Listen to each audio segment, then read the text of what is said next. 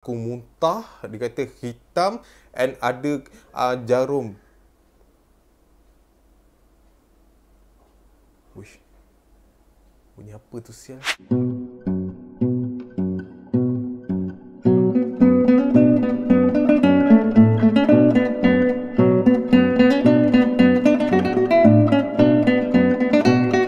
Assalamualaikum, welcome back to my channel. Okay, so hari ini merupakan hari Isnin, di mana kalau hari Isnin, kalau tengok muka kita ni ada kat YouTube, apa lagi? Seram Isnin. Yap, itu adalah segmen untuk setiap hari Isnin. So, jangan lupa macam aku cakap, start daripada hari Khamis ni nanti, episod untuk malam seram Jumaat, kita dah start dengan 4 cerita. Dan ini merupakan cerita yang terakhir yang mengandungi 3 cerita. Ada faham ke tidak? Okay. So, kita tak nak panjang-panjang cerita. Macam minggu lepas, kita dah cerita pasal rumah sewa, Asrama 44. So, minggu ni kita nak cerita ke tempat lain sikit, okay? Tapi sebelum tu, jangan lupa like and share, button subscribe, kasih tekan, hit bell notification tu sekali untuk tak terlepas video-video aku yang akan datang. And kalau korang yang baru lagi dekat Ashraf channel ni, cerita seram yang sebelum-sebelum ni korang belum pernah tengok, korang boleh tengok dekat link kat bawah description saya ada tinggalkan. Ataupun terus pergi dekat ni, atas ni ada playlist ni. Klik je kat situ and semua ada dekat situ. Alright? So, kita tak nak buang masa. Kita teruskan untuk cerita yang orang kata pada aku di Malaysia ni tak asing lagi lah kalau kita nak cerita pasal benda ni. Okay?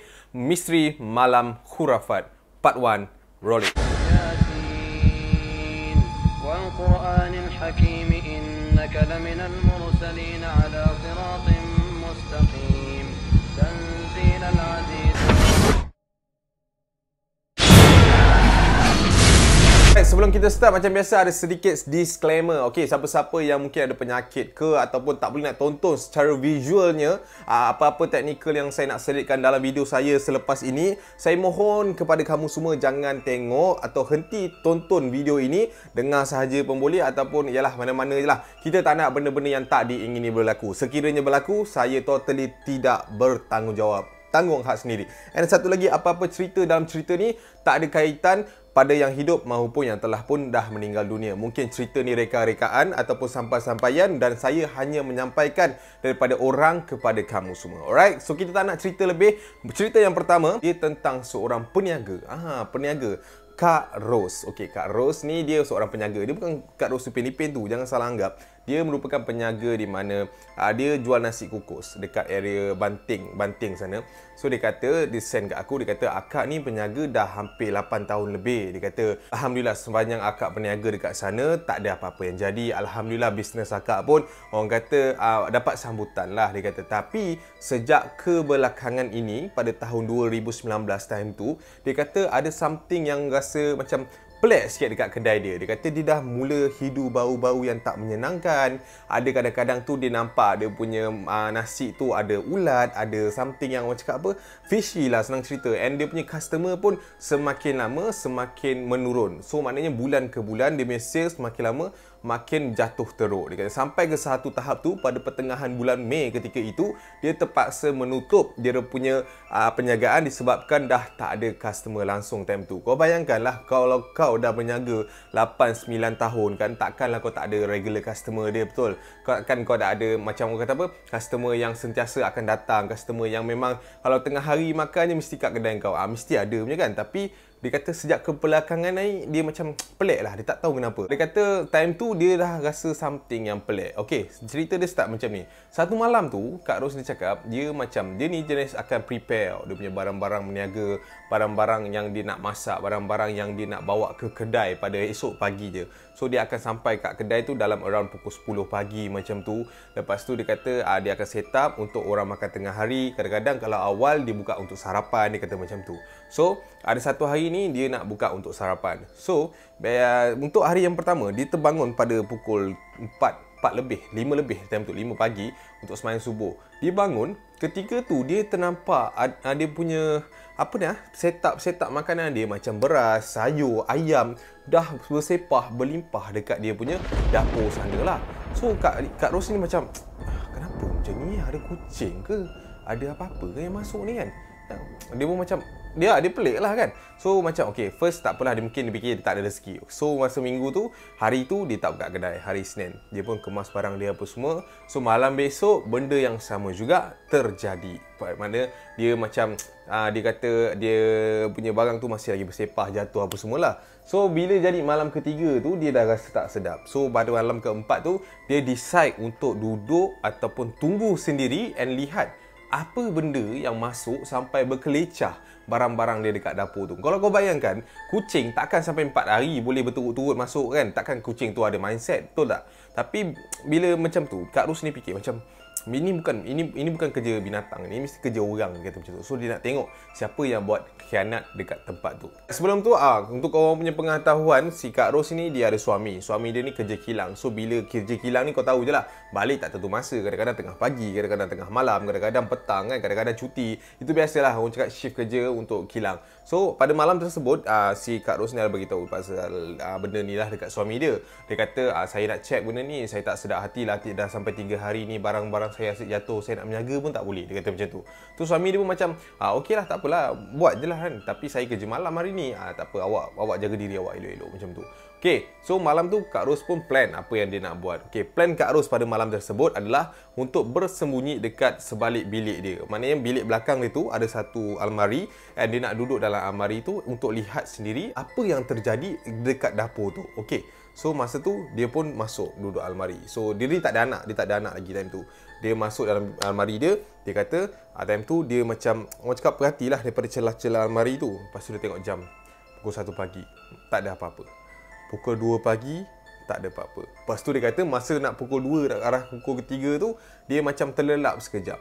So dia dah duduk dalam almari tu lama kan. Lepas tu dia terlelap je. Lepas tu dia macam macam tu dia tersentak, and dia terdengar bunyi periuk dia yang pertama jatuh. Kedekang macam tu. Lepas tu dia terus macam gopoh lah untuk tengok. Macam contoh ini almari kan, untuk tinjau lah apa yang ada dekat situ. Lepas tu Kak Ros tengok macam tak ada apa-apa. Tak apalah, kita tunggu lagi. Lepas tu dia tunggu lagi. Dia terdengar kali ni seperti ada something yang diseret daripada tempat jauh. Faham? Dia macam meja tu, dia macam jatuh semua tau. Lepas tu Kak Ros dah tersentak time tu. Hati Kak Ros time tu memang sangat-sangat orang cakap apa, dia nak meluru keluar lah untuk tengok apa yang terjadi dekat area situ. Tapi dia masih lagi tunggu. Lepas tu dia memberanikan diri untuk membuka sedikit pintu almari tersebut. Dia pun buka. Sebab dia kata masa dia duduk dalam tu macam tak nampak sangat tau. So dia buka sikit, so dia dah macam nampak sikit lah. Masa tu dia terperanjat di mana dia tengok barang-barang dia memang dah bersepah, sambal dah jatuh, cili dah pecah, sayur bertaburan. And ketika itu ada satu susuk badan yang orang cakap seperti manusia sedang pergi ke arah periuk beras dia untuk melempar, untuk menyepahkan pula beras itu. And time tu Kak Ros terdiam kerana apa? Susuk badan itu adalah suami dia sendiri. Abang, hal itu je yang mampu Kak Ros cakap ketika itu. Dan ketika dia cakap macam tu, susuk tersebut pusing ke arah dia. Ternyata muka suami dia bukanlah seperti yang selama ni dia nampak. Di mana dia kata ketika tu mata hitam suaminya tiada. Orang cakap mulut suami dia ni penuh dengan makanan-makanan yang disepahkan tadi, dah jadi bersepah kat sini. And dia nampak macam ada something tulisan kat atas dahi ni.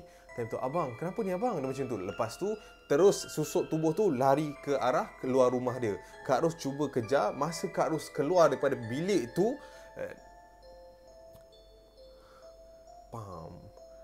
dia terlihat ada tapak kaki budak kecil yang berlari arah berlawanan dengan dia.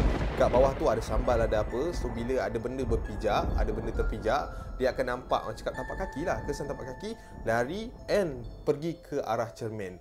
Ketika tu dia dah tak boleh nak buat apa, dia terdiam, memang dia tak tahu nak cakap apa. Dia kata kat situ. And lepas tu dia hanya senyap membatukan diri. Sejam selepas tu, sejam atau 2 jam lepas tu, dengar pintu di mana pintu rumah dia diketuk oleh sang suami dia balik ke rumah tersebut. So masa orang cakap apa, suami dia balik, suami dia macam biasa, tak ada apa semua. So lepas tu Kak Ros ni ambil keputusan untuk berubat. Dia panggil ada seorang ustaz tu ke rumah dia untuk check lah apa yang jadi apa semua. So bila dah check, dia kata memang ada something yang tak baik dalam rumah ni. Tapi sebelum tu boleh tak saya tanya awak kerja apa semua. So dia katalah saya ada kerja kedai makan semua, boleh tak saya bawa awak pergi kat kedai makan awak? Lepas tu dia kata boleh. So dia pun pergi dekat kedai makan tu. Kucing gaduh time-time macam ni. Lepas tu dia pun bawa ustaz tu pergi kat kedai makan tu, and ustaz tu check, and dekat setiap tempat dia ada satu balutan kuning. Dekat dalam satu balutan kuning tu ada gambar suami dia. Okey, dekat satu tempat dia masak nasi, dekat bawah beras tu ada satu balutan kuning. Nombor 2, dekat tempat gas yang selalu dia masak ada satu balutan kuning. And satu lagi tempat adalah di belakang sinki dapur dia, ada satu lagi balutan kuning. So ada 3 balutan kuning kat situ. And bila dia balik, and suami dia ketika itu ada dekat rumah, and ustaz tu kata boleh tak saya check awak, dia kata macam tu. Lepas tu suami dia pun macam blur lah, apa hal dia semua. So bila check, pop dia bagi. Time tu suami dia punya muka sangat-sangat berubah, and dia nampak macam mana suami dia malam tu muntah darah, and ada serpihan kaca dan juga paku di dalam tempat di mana suami dia muntah. And lepas tu ustaz tu kata ada orang hantar benda ni dekat awak sebenarnya, tapi tak apalah, saya cuba ikhtiar apa semua. And dia bagi air apa semua, and dia try pagar kedai yang makan dia tadi tu. So lepas tu Kak Ros ni punya kedai hampir 2 bulan lebih tak buka. And lepas 2 bulan lebih dia masuk balik kat kedai tu, and dia try buka. Alhamdulillah bisnes dia seperti yang sama. And ada customer kata kenapa dah lama tak buka kedai apa semua. Lepas tu dia pun macam tak ada apa, ada masalah sikit, itu yang tak buka kedai. Padahal kedai dia hari-hari je buka, tapi orang tak nampak. And dia orang kata ada satu kedai tom yum yang dekat area situ juga telah lama tutup. Since si Kak Ros ni tutup, tak lama lepas tu dia pula tutup, and sampai hari ni tak buka-buka lagi. And Kak Ros masih lagi berniaga seperti biasa di Banting sana. Pergilah cari. Macam tu lah untuk cerita edition Kak Ros ni. Biasalah kita kalau berniaga ni, ada orang suka, ada orang tak suka kan. Tapi itulah orang cakap, kalau kita nak cari rezeki, kita janganlah gelapkan kedai orang. Rezeki ni datang daripada dia, bukan penamping kita. Alright? So kita move up ke cerita yang kedua. Yang kedua ni tentang Abang Zahid. Nama dia Zahid. Dia merupakan salah seorang operation manager dekat satu kilang yang berada dekat Melaka ni, dekat area-area Cheng sana. Dia kata dia ni orang cakap biasalah dekat tempat kerja, masa dia mula-mula naik pangkat tu, benda ni terjadi dekat dia. Rasa mudahnya kena santau lah, kena santau. Aku tak tahulah, kan santau kan banyak-banyak jenis kan. So dia terkena salah satu daripada tu. Okey, dia kata masa mula-mula dia dapat offer pangkat tu, dia tak nak terima sebab dia rasa ada orang yang lebih layak. Satu lagi time tu dia baru setahun lebih sahaja masuk kat dalam kilang tu, tapi bos tu terus promote dia. So dia rasa macam serba salah lah, sebab ada orang yang dah 5-6 tahun tapi masih lagi dekat situ, tak naik pangkat apa semua. So dia rasa senior-senior dia jauh lebih layak daripada dia. Okey. So tapi lama kelamaan lepas dia dah fikir, dia dah bincang dengan member dia apa semua, dan member dia pun sokong dengan pangkat yang telah dia offerkan untuk dia, dan dia pun bersetuju untuk terima pangkat tersebut. Okey. So cerita dia jadi macam ni. Dia kata ada satu malam ni adalah malam di mana itu malam yang ganjil untuk dia. Dia kata malam tu ialah aku baru sedar yang aku memang terkena something daripada benda-benda gaib ni. Dia kata macam tu. Okey, selepas 2-3 bulan, dia ada 3 bulan percubaan, lepas tu baru dia confirm. So masuk bulan ketiga percubaan dia tu, bulan pertama, bulan kedua okey, tak ada masalah. Tapi masa bulan ketiga tu, dia dah rasa benda-benda yang pelik dari dekat dia. Dia ni merupakan seorang yang kalau kau nak tengok dia MC memang susah. Tapi masa masuk bulan ketiga, sebulan sebelum dia confirm untuk kejawatan tu, dia dah mula orang cakap kadang-kadang terlajak tidur, kadang-kadang sampai tak cukup tidur, ada yang sampai tahap dia tak boleh nak pergi kerja, sampai ke satu tahap bos dia dah nampak sedikit demi sedikit orang cakap kecacatan disiplin si Abang Zahid ni sendiri. Tapi Abang Zahid ni pun pelik, kenapa dia boleh jadi macam ni dalam masa orang cakap sebelum-sebelum ni dia kerja setahun tu memang perform, tak ada masalah. Tapi kenapa bila sejak akhir-akhir ni dia rasa badan dia lesu gila, badan dia kerap demam, senang jatuh sakit. Dia pun pelik macam tu. So ada satu malam tu dia kata besok tu ikutkan dia kena jumpa bos untuk bincangkan tentang offer tu, untuk dia orang cakap confirm ke tak confirm dah. So malam tu dia macam biasalah, dia prepare apa semua, dia dah iron baju dia, and besok dia kata dia dah ready lah untuk jumpa dengan dia punya bos. So lepas dia semayang isyak, dia buat solat sunat sikit, dia kata dia pun tidur. Masa dia tidur tu dia rasa dia pun tidur. Starting dia tidur tu, dia dah rasa something pelik. Di mana dia kata sebelum tu kawan-kawan dia ada tegur pasal isu berat badan dia. Berat badan dia sangat-sangat menurun. Orang cakap memang sangat-sangat mendadak lah, daripada orang yang agak berisi tiba-tiba jadi kepada orang yang sangat cengkung, nampak tak sihat macam tu. Dia pun pelik. Dia kata macam, aku pun tak tahulah, aku makan macam biasa tapi lately ni aku punya selera makan tu memang out lah, dia kata macam tu. Okey, malam yang dia tidur tadi, kita sambung balik. Dia kata masa first dia tidur tu, dia rasa badan dia macam panas. Dia kata dia rasa panas dekat bahagian leher ni, dekat bahagian lengan ni. Dia kata memang macam panas yang tak tahu dia nak ungkap macam mana. Dia kata sebelum-sebelum ni ada juga dia rasa macam tu, tapi malam tu memang sangat-sangat lain lah dia punya panas tu. Padahal dia tidur dalam bilik aircon, dia kata. So malam tu aku tak boleh tidur, Cak. Aku pun bangun, aku pun mandi apa semua, aku ambil wuduk. Dia kata malam tu aku memang tak boleh tahan. Dia punya panas tu macam kulit kita ni kena bakar, kena siat-siat macam tu tau. Dia kata macam tu. Lepas tu dia try tidur, dia try relap, tak boleh. Dia kata sejak malam, dia kata once dia lelap, dia tutup mata, dia akan terbayang something yang orang cakap benda-benda yang mengerikan. Kadang-kadang dia tutup mata, dia tak nampak gula-gula. Kadang-kadang dia tutup mata, dia tak nampak pon pula. Dia kata dia macam tak tahulah. Dia kata malam tu memang ganjil gila. Okey, dia pun ambil keputusan untuk bangun. So untuk bangun, dia pun astaghfirullahalazim macam tu. Lepas tu masa dia sebut astaghfirullahalazim tu, dia terdengar satu teriakan yang sangat-sangat bingit dekat hujung telinga dia. Macam ada something yang menjerit. Dia pun macam, kenapa ni? Macam apa hal sial aku malam ni? Dia jadi macam tak tentu arah tau. Dia kata time tu jam dah nak pukul 3 pagi. Lepas tu dia try bangun. Time tu dia kata memang kaki dia sangat-sangat berat and dia rasa macam badan dia mual-mual, rasa nak muntah. Dia kata macam tu. Dia kata time tu, Cap, aku muntah dekat katil aku. Tapi apa yang dia terperanjat, aku muntah balik bukan makanan, Cap, tapi rambut yang ada dekat situ. Dia kata memang malam tu dia tak tahu nak buat apa. Dia memang mind blown. Dia memang nak tunggu hari siang je, hari terang je. Dia kata macam tu. Lepas tu dia try bangun, tak boleh. Dia kata badan dia sangat-sangat lemah ketika itu. So dia pun pegang rambut tu. Dia cakap sial setan. Dia kata macam tu. Dia muntah lagi. Masa dia cakap, dia muntah lagi. And masa dia muntah tu kan, dia tunduk kan. Lepas tu dia rasa macam ada something yang menghampiri dia. Lepas tu dia pun tengok, tu dia. Ada something, 2 ekor mat berdiri. Cantiknya, tegak macam tu dekat depan dia. Satu makhluk yang tak ada kepala, yang satu lagi makhluk bergigi taring and bermata besar. Dia kata memang tak rupa apalah ada dekat depan dia. And time tu dia terperanjat, dia rasa seolah-olah nafas dia tak sampai. Dia kata macam tu. Lepas tu dia cakap pengsan kot. Dia macam tersentak. Lepas tu dia pengsan. Dan pagi besok tu dia bangun, jam dah menunjukkan pukul 11 pagi. Ikutkan memang dia dah lambat and dia tak boleh nak pergi kerja. So dia pun bangun. Badan dia lemah, dia mandi apa semua. Dia pun kata dia nak jumpa orang untuk pergi berubat. Dia kata dia dah teruk sangat ni apa yang dia nampak. So dia pun pergi dekat salah satu tempat perubatan yang ada dekat Melaka ni. Dia pun pergi. Ustaz tu, masa dia nak masuk, Ustaz tu kata, tunggu Ustaz, tunggu luar, jangan masuk dulu. Dia kata macam tu. Lepas tu dia pun pelik lah, kenapa Ustaz? Duduk luar. Ustaz tu masuk, pergi kat dia, bismillahirrahmanirrahim. Ustaz tu buat macam ni dekat dia. Time tu dia kata dia rasa yang panas tu macam mana jatuh ikut badan tau. Dia macam panas tu kat sini, jatuh ikut tangan Ustaz tu sampai ke bawah. Lepas tu dia pun masuk. Ustaz tu kata, awak ni bawa sampai 7 ekor datang sini kenapa? Dia terperanjat lah. Kalau aku pun siap, aku datang seorang, dia kata bawa 7 ekor kan. Awak ni sampai 7 ekor datang sini, awak buat apa?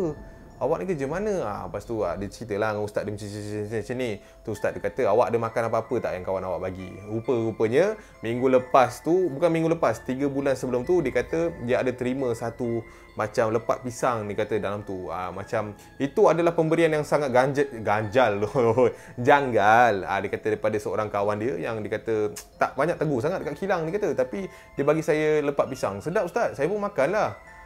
Okey. Tak apalah. Kita try. Ustaz kata. Tu Ustaz tu bagi apa semua, baca ayat Quran apa semua. Memang betul. Masa dia tolak tu, keluar satu-satu yang aku cakap apa, benda-benda pelik lah. Lepas tu mula-mula keluar rambut tau. Lepas tu Ustaz tu kata, awak dalam ni ada 7. Saya baru keluar 1 ni. Awak nak buat semua 7 hari ni ke tidak? Tapi besok awak tak sedar ni. Lepas tu dia macam, kalau buat peringkat macam ni Ustaz? Kalau buat berperingkat boleh, tapi kalau kat rumah tu memang kena lagi lah macam semalam. boleh Ustaz buat je lah. Lepas tu dia pun baring. So Ustaz tu pun arah dia pergi mandi apa semua. Ustaz tu bersihkan dia. And masa tu dia kata setiap stage dia muntah benda lain-lain. First rambut, 2 kaca, 3 paku, 4 besi karat, 5 itu kain dia kata. Nombor 6 biji sagu, benda atas dia kata. And nombor last kali ada ranting-ranting kayu. Dia muntah. And masa dia muntah tu dia memang keluar darah. Dia kata memang besok tu memang dia tak boleh nak bangun. And dia sakit hampir sebulan lebih juga dia kata lepas dia jumpa ustaz tu. And ustaz tu banyak tolong dia lah untuk kembalikan orang cakap rohani dia. And ustaz tu selalu pesan dengan dia selawat zikir untuk pendinding diri. And selepas dia dah habis tu, satu lagi aku lupa nak cakap, dia diberhentikan kerja dekat kilang tu sampai ke tahap bos tu tak percaya dia ketika dia kena tu. And lepas dia dah sihat apa semua, dia pergi balik kilang tu, dia borak balik dengan bos tu. And bos tu faham, bos tu dapat tahu bukti-bukti itu. And dia punya rakan sekerja di mana dia kata pelik tu, time tu dia orang kata dah pun lama tak datang kerja. And last dia orang jumpa mamat tu dah tak sioman dah. Macam tu lah Abang Zaid cerita. Dan dia kata benda-benda macam ni, aku bukan kata apalah cap, iri hati manusia ni lebih racun daripada racun sendiri. Dia kata kan, kita ni tak tahu rambut sama hitam, hati kita tak tahu lain-lain kan. Macam tu lah aku nak tekan kat sikit lah. Kita ni kadang-kadang sifat dengki ni untuk manusia ataupun rakan-rakan sekerja. Kita ni sama Melayu kan. Kalau orang tu dapat something lebih tu, janganlah dengki. Mungkin rezeki awak lain. Janganlah pakai benda-benda ngepek macam ni, okey? So kita move up ke cerita yang ketiga. Kita tak nak panjang-panjang lagi. Ini dia tentang salah seorang followers aku. Dia hantar cerita ni dekat aku. Nama dia Medina. Dia kata Medina ni ada satu hari tu family dia tiba-tiba datang jumpa dia. Dia katakan family dia nak tunangkan dekat dia ni dengan seorang lelaki yang dia tak pernah jumpa and dia tak pernah kenal. So nama tunang dia is Hafiz, bukan nama sebenar. So Hafiz dan Medina pun bertunang atas orang kata apa, dia punya ni lah parents punya aturan apa semua. So lepas dia diorang bertunang, Medina ni memang tak pernah jumpa Hafiz ni sampailah 2 bulan sebelum diorang nak berkahwin. Okey, Medina dengan Hafiz ni berjumpa apa semua. So Medina ni dia tak bertudung sebelum tu. Dia ni free hair apa semua. Dia tak adalah social tapi just tak bertudung lah. So bila dia nak kahwin ni, dia macam nak orang cakap menghijrahkan diri dia. Dia nak mula pakai tudung, dia nak start jaga solat apa semua. So dia pun cakap dia punya keinginan tu dekat Hafiz. Sebab dia nampak Hafiz ni macam cool, macam relax, macam nice. So dia pun cerita dekat Hafiz. Dia kata saya ni yelah sekarang awak nampak saya macam ni. Saya nak ke arah lebih baik lah. Kalau boleh saya nak jaga solat. Saya harap kita sama-sama lah. Yelah kita pun nak kahwin kan. Benda bukan main-main. Lepas dia cakap macam tu dekat Hafiz, apa yang dia terperanjat adalah respon Hafiz tu sendiri. Di mana ketika lepas dia suarakan hasrat dia tu, Hafiz ni tiba-tiba mengamuk siap. Hafiz tu tiba-tiba mengamuk. And dia kata dia tak suka dengan perubahan si Medina ni macam tu. So Medina ni pun pelik lah. Kenapa macam tu sekali? And time tu dia macam bergaduh and macam-macam lah hal jadi antara dia orang berdua. And dia kata setiap kali jumpa dia pakai tudung, si Hafiz ni tak suka. Ada sampai satu tahap si Hafiz ni gicok slam dia, pergi tarik keluar kereta, serit macam nak pukul lah, senang cerita. And pernah juga Hafiz ni cakap dekat family Medina ni, dia kata Medina ni tak suka dia. Dia kata disebabkan si Hafiz ni macam tak jaga solat apa semua. So Medina ni tak sukalah. So family dia pun salah kalau Medina. Faham tak? Dia macam dia hasut dah dekat situ. And sampai ada satu tahap tu, ketika tu family dia memang dah tak percayalah dengan apa si Medina ni nak. Tapi memang dah sukalah family. Kalau dah suka si Hafiz ni tak boleh buat apalah kan. Tapi sampailah satu tahap tu, mungkin Tuhan nak tunjuk si Hafiz ni tak boleh kontrol dia punya kemarahan disebabkan Medina ni masih lagi bercakap tentang agama dekat Hafiz ni. So time tu diorang dalam kereta. So Medina ni pun cakap, kita berhenti solat dulu boleh tak? Memang boleh. Hafiz tu berhenti kereta tepi jalan and dia tarik Medina tu keluar. Dia nak pump perempuan tu sebiji. Masa dia nak pump tu, dia tak perasan yang dia berhenti dekat sebelah kedai makan. Masa dia nak pump tu, budak-budak kat kedai tu pergilah tergejah diorang.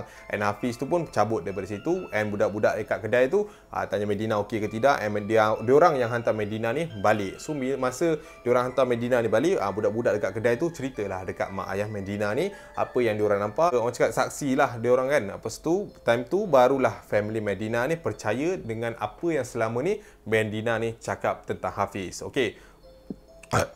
Okey.